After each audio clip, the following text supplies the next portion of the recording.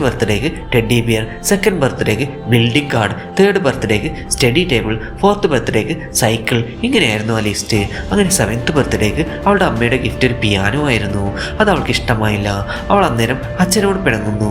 അങ്ങനെ അച്ഛൻ അവളെ ഒരു കല്ലറ കാണിച്ചു കൊടുക്കുന്നു. അന്നേരമാണ് അവൾ മനസ്സിലാവുന്നത് തൻ്റെ അമ്മ എന്നീ ഭൂമുഖത്ത് ജീവനോടെ ഇല്ല എന്ന്. അങ്ങനെ അവൾ വളർന്നു വലിയ കുട്ടിയായി. ഇന്ന് അവളുടെ 18ാമത്തെ ബർത്ത്ഡേ ആണ്. അത് അവൾ ആഘോഷിക്കാൻ ഇഷ്ടപ്പെടുന്നില്ല. കാരണം ഇന്നാണ് അവളുടെ അമ്മയുടെ അവസാനത്തെ ഗിഫ്റ്റ്. അതാലോചിച്ച് ഡിപ്രഷനിലായിരിക്കുകയാണ്. ഇനി തൻ്റെ അമ്മയുടെ ഗിഫ്റ്റ് കിട്ടില്ലല്ലോ എന്നാലോചിച്ച് അവൾ ഭ്രാന്ത് പിടിച്ചിരിക്കുന്നു. അങ്ങനെ അവൾ അച്ഛനോട് പറയുന്നു പാർട്ടി വേണ്ട എന്ന്. അങ്ങനെ അവൾ അച്ഛനുമായി വഴക്കിട്ട് ആ കാറിൽ നിന്നിറങ്ങി ഓടുന്നു. അന്നേരം വേറൊരു കാർ വന്ന് അവൾ ആക്സിഡൻ്റ് ആകുന്നു.